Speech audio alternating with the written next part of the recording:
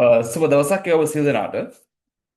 මම ධම්මික සේනාරත්න ඔබගේ සුපුරුදු මයි කවුන්සලර් YouTube channel එක වෙනුවෙන්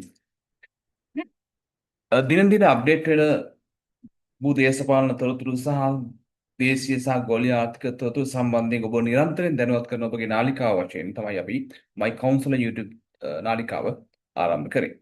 ඉතින් අද දිනේ වෙද්දී අපිට ලැබෙන ආරංචි සහ තියෙන ආර්ථික විද්‍යාත්මක සහ අනෙකුත් නිර්ණායකයන් වල වෙනස් වීම ඒ වගේම තමයි භූ ආර්ථික නැත්නම් භූ දේශපාලන තත්ත්වයන් සම්බන්ධයෙන් පොඩි අප්ඩේට් එකක් දෙන්න මම කල්පනා කරා. ඒ වගේම ෂෙයා මාකට් සම්බන්ධයෙන් මේත් එක්කම අප්ඩේට් එකක් දෙන්න අදහස් කරන ලබනවා. එතකොට ගෙවුණු මේ සතිය තුලදී අපිට ලැබුණු ආරංචිය තමයි සාමාන්‍යයෙන් අපිට ධනාත්මක නිවුස් කීපයක් තමයි දේශීය වශයෙන් සහ විදේශීය වශයෙන් අපිට ගෝලීය ආර්ථික පැත්තෙන් බැලුවොත් ගෝලීය භූ දේශපාලන පැත්තෙන් බැලුවත් ලංකාවේ ආර්ථික පැත්තෙන් බැලුවොත් අපිට ටිකක් පොසිටිව් නිවුස් ටිකක් තමයි මේ සතිය පුරා අපිට අහන්න දක්නට ලැබුණේ. විශේෂයෙන්ම ඉරානය සහ ඇමරිකාව අතර දින 60ක සටන් විරාමයක් සඳහා ගිවිසුමක් අත්සන් කිරීමට නියමිතව තිබ්බා ෆ්‍රයිඩේ සිකුරාදා දිනේ වෙද්දී. නමුත් බ්‍රහස්පතින්දා දිනේ වෙද්දීම ඩොනල්ඩ් ට්‍රම්ප් ප්‍රංශයේදී මේක අත්සන් කරලා ප්‍රකාශයට පත් කරා. ප්‍රංශයේදී තමයි මේ අත්සන් කරේ ඩොනල්ඩ් ට්‍රම්ප් විසින්. ඒ වගේම තමයි ඊට පස්සේ ඉරාන ජනාධිපති විසින් මේක ඉරාන පාර්ශවයෙන් අත්සන් කරනු ලැබුණා. ඊට පස්සේ දින 60ක් සඳහා වගන්ති 14ක් අඩංගු වන කරුණු කාරණා අඩංගුව මේ ගිවිසුම අත්සන් කරනු ලැබුවේ MOU එකක් Memorandum of Understanding දවස් 60ක සටන් විරාමයක් සඳහා. ඒත් එක්කම ට්‍රම්ප් ප්‍රකාශපත් කරා සාමාන්‍ය නාවික අවහිරතාවයක් ඇති කරලා තිබ ඉරාන වරායන්ට එන නැව් අවහිර කර ඇමරිකන් නේවික විසින් මේ සිලුන් බාධාවන් ඉවත් කරනු ලැබුවා. ඒ වගේම තමයි ට්‍රම්ප් ප්‍රකාශ කරා නිදහසේ මේ ඔයිල් ගලා යන්න සලස්වන්න කියලා ලෝකේ පුරා මේ තෙල් ප්‍රවාහණයට ඉඩ දෙන්න කියන කාරණේත් එක්කම ලෝක වෙළඳපොලේ ක්‍රූඩ් ඔයිල් ප්‍රයිසස් අඩු වෙන්න පටන් ගත්තා හොඳ පර්සන්ටේජ් එකකින්. ඒ කියන්නේ මාස 3කට වඩා කියන්නේ ලෝ ප්‍රයිස් එකට 3 month low price එකට ඔයිල් ප්‍රයිස් ආවා. ඉතින් මේක සුවිශේෂී තත්ත්වයක් වශයෙන් අපිට හඳුන්වන්න පුළුවන්. මෙන්න මේ තත්ත්වයක් එක්ක තමයි අපි කතා කරන්න ඕන මොකද අද වර්තමානයේ වෙලා තියෙන කියන කාරණා. ඒත් එක්කම ජිනීවාහිදී අද සාකච්ඡා ආරම්භ වීමට නියමිත තිබ්බා. නමුත් ඊශ්‍රායලය විසින් නොකඩවා ලෙබනන් වලට එල්ල කරන පහර හමුවේ ඉරානය තීරණය කරා මේ ස්විට්සර්ලන්ත සාකච්ඡාවට එක් නොවෙන්න. ඒ නිසා ඇමරිකාව මේ වෙද්දී ඊශ්‍රායලයට මම හිතන්නේ අනතුරක් කළා තියෙනවා. වහම මේ දැනට ක්‍රියාත්මක කරන මේ ලෙබනන් වලට කරන පහර එල්ල කිරීම නතර කරන්න කියන කාරණේ. මෙන්න මේ තත්ත්වයක් එක්ක තමයි දැන් අද ලේටස්ට් ඉන්ෆර්මේෂන් අපිට හම්බුනේ. මේත් එක්ක ධනාත්මක වෙලා තිබ්බ සමහර ඒෂියන් මාකට් ටිකක් ඩ්‍රොප් වෙන්න ගත්තා අද. හේතුව තමයි මේ ඊශ්‍රායල ලෙබනන් වලට කරන එල්ල කරන පහරයත් මේ ජිනීවා වල අද සාකච්ඡා පටන් ගැනීම ඉරානය දැනට ප්‍රතික්ෂේප කරපු නිසා ඒෂියන් මාකට් වල ඩ්‍රොප් ඇති වුණා. නමුත් ඇමරිකන් සහ අනෙකුත් මාකට් වල සරිකුතු මට්ටමක ඉම්ප්‍රූව්මන්ට් එකක් අපිට දක්නට ලැබුණා. අපි කතා කරමු මෙන්න මේ කාරණා සම්බන්ධයෙන්.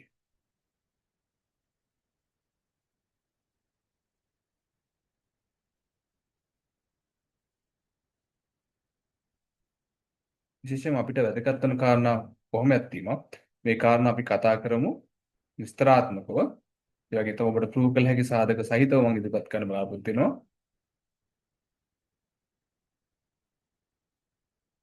ඔව් ඉතින් අපි ගත්තොත් එimhe ඉරාන් ඩීල් එකට ඉරාන් ඇමරිකන් ඩීල් එක අපි කතා කරපු විදිහට ෆ්‍රයිඩේ එදිලා තිබ්බියද සාකච්ඡා ගන්න මේක පොඩ්ඩක් කාලෙ ගිහිල්ලා තියෙනවා. නමුත් දින 60ක මේ සාම ව්‍යායාමයේ මේ යුදමේ තත්ත්වෙන් බැහැරවීම දිගටම ක්‍රියාත්මකයි. ඒ නිසා හෝමුස් සමුද්‍ර සංධිය හරහා මේ මැප් වල පෙන්නනවා බොහොමත් වාණිජ්‍ය නෞකා එහෙම තමයි තෙල් ප්‍රවාහන නෞකා බොහොමත් ගමන් කරන ස්වභාවය ට්‍රැෆික් ස්වභාවය පෙන්වුම් කරනවා.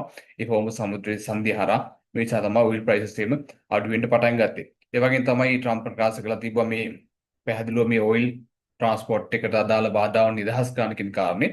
මෙන්න මේ කාරණාත් ඉතා වැදගත් වෙනවා මම උඩ කතා කරපු විදිහටම.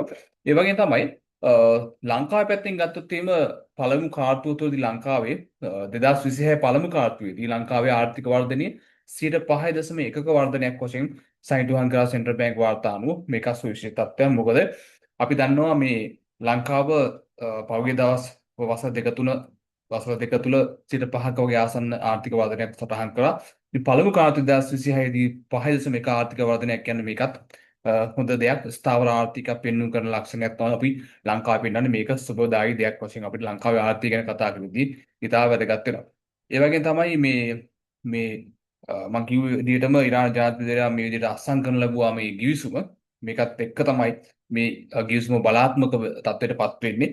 මේකත් එක්ක තමයි ලෝකේ crude oil prices එම වේගෙන් අඩු වෙන්න පටන් ගත්තේ. එතකොට අපි බැලුවොත් මේ crude oil prices ක්‍රමානුකූල පහළට එන ආකාරය ගත්තොත් එම WTI එක ඒවා Brent oil prices 2 දවස් පතා ඩික්ලයින් වෙන්න ගත්තා මේ තත්ත්වයක් තුළ. එතකොට ඒත් එක්කම අපිට ලැබෙන තව ආරංචි තමයි ඒසියන් ඩෙවලොප්මන්ට් බැංකේ අපිට කියලා තිනවා අපි ඒෂියන් ඩෙවලොප්මන්ට් බැංකෙන් ලබා දෙන්නා අපිට අපේ ආධාර මූල්‍ය ආධාර ඩබල් කරනවා කියන කාරණේ මේකත් හිතා වැදගත් වෙනවා. ෆයිනෑන්ස් ෆැසිලිටිය ඩබල් කරනවා කියලා ඒෂියන් ඩෙවලොප්මන්ට් බැංකේ විසින් මේක සුවිශේෂ තත්ත්වයක්. ඒ වගේම තමයි අපිට කතා කරපු වැදගත්ම කාරණා කීපයක් දැන් තියෙනවා.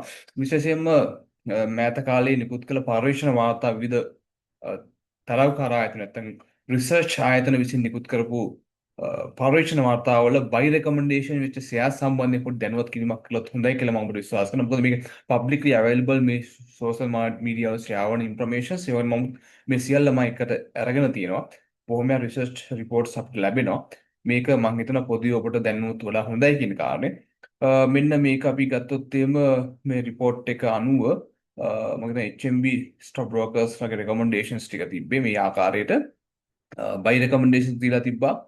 අපි ගත්තොත් ඩිප් ප්‍රොඩක්ට් වල බයි රෙකමෙන්ඩේෂන් එකක් දීලා තිබ්බා. ඒ වගේම තමයි මේකේ ෂෙයාර් ප්‍රයිස් ටාගට් එකක් දීලා තිබ්බා. මේ ප්‍රයිසස් වල මම මෙන්ෂන් කරන්න. බයි රෙකමෙන්ඩේෂන් දීලා තිනවා ඩිප් ප්‍රොඩක්ට් වල 77 තමයි පෙයාවල් ටාගට් ප්‍රයිසස් දීලා තියෙන්නේ. ඒ වගේම තමයි හේකාබ් එකේ ටාගට් ප්‍රයිස් 150, ටෝකියෝ සිමෙන්ති ටාගට් 135, ටෝකියෝ සිමෙන්ති non target 114, jet holding target එක 49 වගේ දීලා තිබ්බා. රයිට්. මෙන්න මේ විදිහට තමයි දීලා තිබ්බේ. ඒ වගේම තමයි සෙන්ට්‍රල් ෆිනෑන්ස් වල තිබ්බ බයි රෙකමෙන්ඩේෂන් එක ටාගට් ප්‍රයිස් එක 310. LB ෆිනෑන්ස් වල ටාගට් ප්‍රයිස් එක තිබ්බේ 200. ඒ වගේම තමයි Vallibel finance target price 120. Commercial credit target price 153. මෙන්න මේ විදිහට තමයි බයි රෙකමෙන්ඩේෂන් තිබ්බේ. ඒ වගේම තමයි මොඩරේට් බයි රෙකමෙන්ඩේෂන් තිබ්බා. ඒ කියන්නේ පික්මී සමාගමට සහ ඩයලොග් සමාගමට බයි රෙකමෙන්ඩේෂන් දීලා තිබ්බා. මේ රිසර්ච් වාර්තා අනුව එකේදී සාමාන්‍යයෙන් පික්මී සමාගම 150 ප්‍රයිස් එකක් වශයෙන් තමයි සටහන් කරලා තිබ්බේ මේ වට වෙන්න පුළුවන් කියන කාරණේ. එතකොට අපි මේ රෙකමෙන්ඩේෂන්ස් ටික තමයි දීලා තිබ්බේ. ඊට අමතරව HM ස්ටොක් බ්‍රෝකර් සමාගම විසින් තිබුණු අනිත් බයි රෙකමෙන්ඩේෂන් ගත්තොත් එහම ජෝන් කීස් සමාගම බයි රෙකමෙන්ඩේෂන් එකක් දීලා තිනවා. ටාගට් ප්‍රයිස් එක 25 කියලා. ඒ වගේම තමයි ඒකෙන් ස්පෙන්ස් හොටෙල් එක ගත්තොත් එහම අහුන් කියලා බ්‍රෑන්ඩ් එකේ අහුන් ගල්ල කියන බ්‍රෑන්ඩ් එකකින් ඒකෙන් ස්පෙන්ස් හොටෙල් මේකේ බයි රෙකමෙන්ඩේෂන් දීලා තියෙනවා ප්‍රයිස් 150 කියලා. ඉතින් ඒ වගේම තමයි මේස්ටා ක්‍රොප් බයි රෙකමෙන්ඩේෂන් දීලා තියෙනවා. සිලොන් කුල් ස්ටෝමර් රේට් බයි රෙකමෙන්ඩේෂන් එකක් දීලා තියෙනවා මේ රිසර්ච් වාර්තාව අනුව. ඊට අමතරව ෆස්ට් කැපිටල් සමාගම විසින් නිකුත් කළ මූල්‍ය වාර්තාවල බයි රෙකමෙන්ඩේෂන් පරීක්ෂණ වාර්තාව බයි රෙකමෙන්ඩේෂන් දීලා තියෙන සමාගම් සම්පත් බැංක් බයි රෙකමෙන්ඩේෂන් දීලා තිනවා. ටාගට් ප්‍රයිස් එක 165. ඒ වගේම තමයි මෙතන ඒකන් ස්පෙන්ස් හොටෙල් ගත්තොත් මේ ටාගට් 155. ජෝන් කීස් වල ටාගට් 32. ඒකාබ් වල 180 ටාගට් ප්‍රයිස් එකක් දීලා තිනවා. ඊට අමතරව ෆස්ට් කැපිටල් බයි රෙකමෙන්ඩේෂන් උ තියෙනවා ජෝන් කීල්ස් හෝල්ඩින් වල බයි රෙකමෙන්ඩේෂන් එකක් තියෙනවා 34 කියලා ටාගට් ප්‍රයිස්.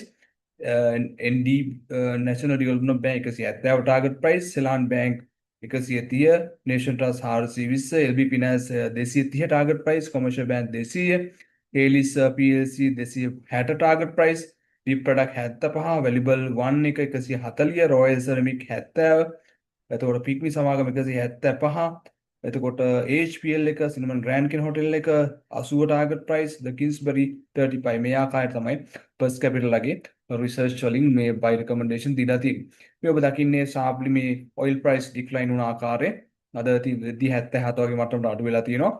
ඉතින් ඒ වගේම තමයි මේ ඔයිල් ප්‍රයිස් අඩුවීම තුළ අපිට ලැබෙන වාසිදායක තත්ත්වය ගැන කතා කරොත් මේ සම්බන්ධයෙන් අපි කතා කරන්න ඕන විශේෂයෙන්ම මේ ඔයිල් ප්‍රයිස් අඩුවීමත් එක්ක ලැබෙන වාසිදායක තත්ත්වය තමයි අපිට වැදගත් වෙන්නේ. මේ ඔයිල් ප්‍රයිස් අඩුවීම නිසා අපිට ලැබෙන වාසිදායක තත්ත්වය ගැන කතා කරොත් මෙන්න මේක ආකාරයට අපිට පොයින්ට් වශයෙන් දක්වන්න පුළුවන්. right. පළවෙනි එක තමයි අපි දන්නවා අපේ ඉම්පෝර්ට් බිල් එකෙන් වැඩි ප්‍රමාණයකට දායකත්වය දක්වන්නේ කවුද? මේ fuel import bill එක. නිසා fuel import bill එක අඩු වෙනවා කියන්නේ මේක අපිට ඇත්තටම ඩොලර් එකට එන ප්‍රෙෂර් එක අඩු වෙනවා. නිසා ඩොලර් රිසර්ව් එකට එන ප්‍රෙෂර් එක අඩුවීම අපිට සෑම අතින්ම රටේ ආර්ථිකයට යහපත් තත්ත්වයක් තමයි ජෙනරේට් කරන්නේ. ඒ වගේම තමයි අනිත් පැත්තෙන් ගත්තොත් මේක සපෝට් එකක් වෙනවා රුපියලකට. ඒ කියන්නේ රුපියල් දේශීය මුදල ශක්තිමත් වීමට මේක හේතුවක් වෙනවා. ඒක තමයි අපිට සාමාන්‍යයෙන් ෆුවල් ප්‍රයිස් අඩු වෙනවා කියන ඉතින් මාසිකමාර ඇතුළත අපේ ලෝකල් මාකට් එකේ ෆුවල් ප්‍රයිස් අඩු වීම මත ඉන්ෆ්ලේෂන් ප්‍රෙෂර් එක අඩු වෙනවා. ඒක තමයි ෆුවල් සබ්සිඩිස් දීමේ ප්‍රමාණය අඩු කරන්න ආණ්ඩුවට පුළුවන් කරලා ලැබෙනවා.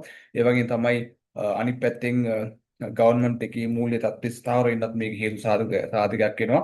අනිත් එක තමයි ලෝවර් ඉන්ෆ්ලේෂන් එක සහ නිසා බිස්නස් කොස්ට් එක අඩු වෙන්න මේක හේතු සාධක වෙනවා. ඒ කෙසේ වෙතත් අපි කතා කරොත් එහෙම විශේෂයෙන්ම මේ ෆුවල් ප්‍රයිස් අඩුවීම සැලකියුතු මට්ටමක අපේ ඉකොනොමියකට පොසිටිව් දානාත්මක දායකත්වයක් ඉදිරි කාලෙදී දීමට නියමිතයි. ඒ වගේම තමයි අපිට කතා කරපු ඊළඟ කාරණය තමයි අපේ ගවර්න්මන්ට් ටැක්ස් රිවෙනියු එක 50කින් වගේ ටැක්ස් කලෙක්ෂන් රිවෙනියු එක නැත්නම් පර්ෆෝමන්ස් ටැක්ස් කලෙක්ෂන් පර්ෆෝමන්ස් 50ක් දක්වා growth එකක් දක්න ලැබෙන නිසා සාමාන්‍ය ට්‍රිලියන 5.4ක විතර ටැක්ස් රිවෙනියු එකක් මේ වෙද්දී ජෙනරේට් කරලා තියෙන තමයි ආරංචිය තියෙන්නේ. මේ ආරංචි මාර්ග අනුව ඒ නිසා සාමාන්‍යයෙන් අපි ගත්තොත් එම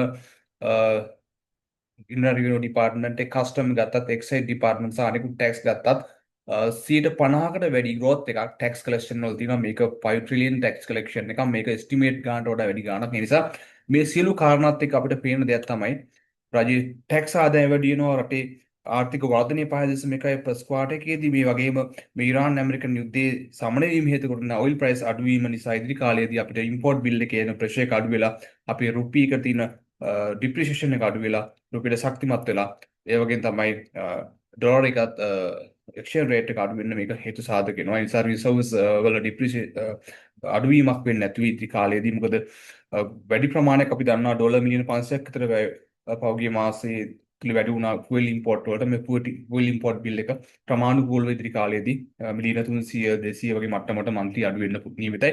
මේ කාරණාත් එක්ක බලද්දී ඉදිරි යහපත් කියලා පැහැදිලිව ප්‍රකාශ කරන්න පුළුවන්. නමුත් කෙටි කාලිනව කොටස් වන්දපලේ යම්සි මන්දගාමී තත්ත්වයක් අදත් දක්න ලැබුණා. විශේෂයෙන්ම ලෙබනන් වලට ඉස්රායල් එල්ලගනු ප්‍රහාරය නිසා මේ අද නියමිත සාකච්ඡා කල් ගිය නිසා. ඒ කෙසේ වෙතත් පවතින වාතාවරණය උද තාම සාමකාමී වාතාවරණයක් නිර්මාණය වෙලා තිනවා. හෝමුස් සමුද්‍ර සංධිය හරහා සුරක්ෂිත නැව ගමනය කරනු ලබනවා. ඒ නිසා මේ තත්ත්වය මතභේදාත්මක තත්ත්වය පහ වෙලා ඊශ්‍රායලය යම්කිසි මට්ටමකට නිගමනට එළඹෙයි මේ පහර නතර කරන්න ලැබෙන්න වලට. එහෙම වුණොත් ස්ථිරසාර සාමයක් වර්ධනය වීමට මේ කල්ප කලාපයේ හේතු සාධක සැකසේ මේක ලෝක ආර්ථිකයට වගේ තමයි අපේ ආර්ථිකයට අපේ ෂෙයා මාකට් එකට අපේ ආයෝජකයන්ට වඩා හිතකර ප්‍රතිඵල ලබා දෙනු ඇතයි කියලා අපි විශ්වාස කරනවා. තවත් වටිනා වීඩියෝ එකකින් හමුවෙමු. ඔබට සුබ දවසක්. බොහොම ස්තුතියි.